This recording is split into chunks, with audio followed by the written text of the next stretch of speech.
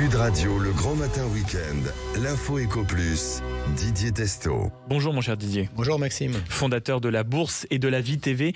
Et ce matin, vous allez nous parler de l'appétit des investisseurs du monde entier pour le fameux métal jaune, l'or et l'argent aussi qui ne faiblissent pas. Qu'est-ce qui se passe en ce moment ? Alors si on commence par l'or, nous vivons, on peut le dire, un moment historique pour cet actif puisqu'il a atteint et dépassé les 5300 $ l'once pour la première fois de l'histoire.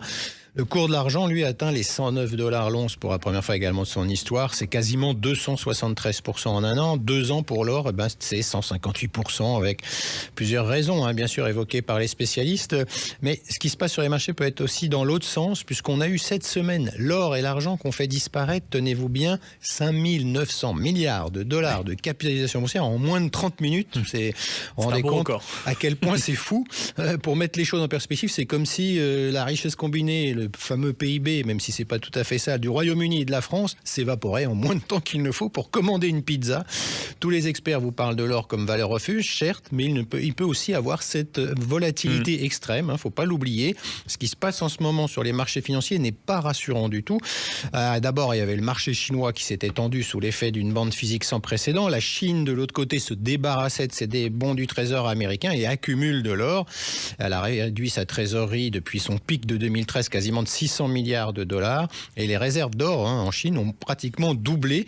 Alors, on le rappelle ici, il y avait eu l'instabilité du marché obligataire japonais qui avait accentué les tensions financières mondiales et puis avec Donald Trump qui cette semaine, alors qu'il est interrogé sur la baisse du dollar, trouve ça très bien. Les banques centrales, elles continuent à acheter de l'or. Exemple de cette semaine, la Banque centrale de Pologne a décidé d'augmenter ses réserves de 550 tonnes à 700, ce qui placerait la Pologne au 10e rang mondial des pays possédant les plus importantes réserves d'or.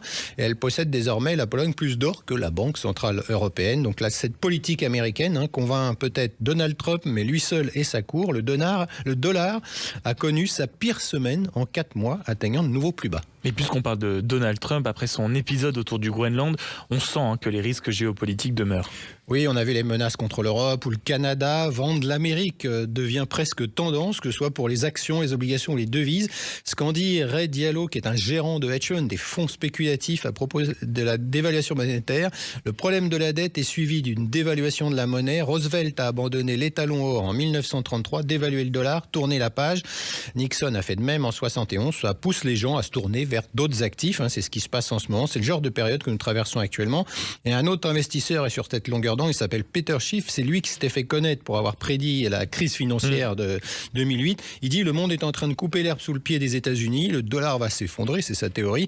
Le dollar va être remplacé par l'or. Les banques centrales achètent de l'or et se débarrassent des dollars. Nous nous dirigeons vers une nouvelle crise économique qui fera passer la crise financière de 2008 pour une partie de plaisir. Dans le même temps, le cuivre est au plus haut. Voilà, que de bonnes nouvelles. Mais on parlait de l'or, vous avez esquissé le cours du cuivre. Il y a aussi l'argent. Et là aussi, la hausse quand même est impressionnante. On pourrait rappeler que pendant des décennies, le marché mondial de l'argent, il a fonctionné selon une hypothèse simple. Personne, n'exigeait réellement la livraison du métal physique dont il était propriétaire, il l'avait sur le papier.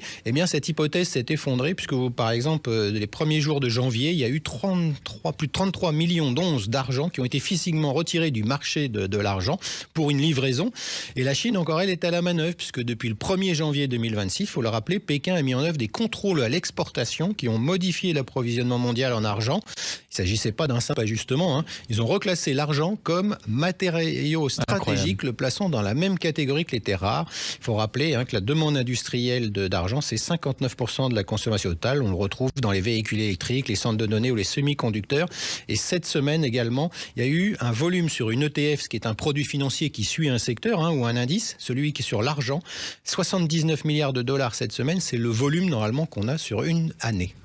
Et puis, si on oublie l'argent, mon cher Didier, il y a également le franc suisse qui là aussi fait une course en tête dans les valeurs refuges. On peut dire que les valeurs refuges ont bien entamé l'année 2026. L'incertitude généralisée a propulsé l'or et l'argent vers de nouveaux records. Franc suisse également. C'est des records depuis 10 ans. Toujours les mêmes raisons. La politique commerciale américaine imprévisible.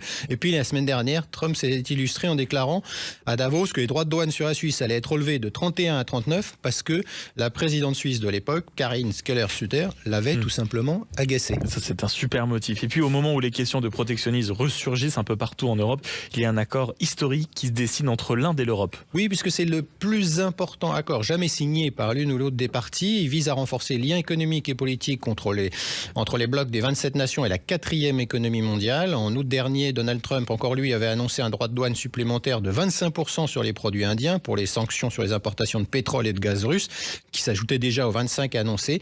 L'Union européenne et l'Inde échangent déjà chaque année plus de 280 milliards d'euros de biens et de services. Les échanges de marchandises entre les deux parties ont quasiment doublé au cours de la dernière décennie. La mondialisation n'est pas morte, elle modifie simplement en ce moment ses routes commerciales. Ça c'est sûr, en tout cas vigilance sur tout ça. Merci beaucoup Didier Testot d'avoir été avec nous ce matin. On le rappelle, un fondateur de la Bourse et de la Vie TV. Merci.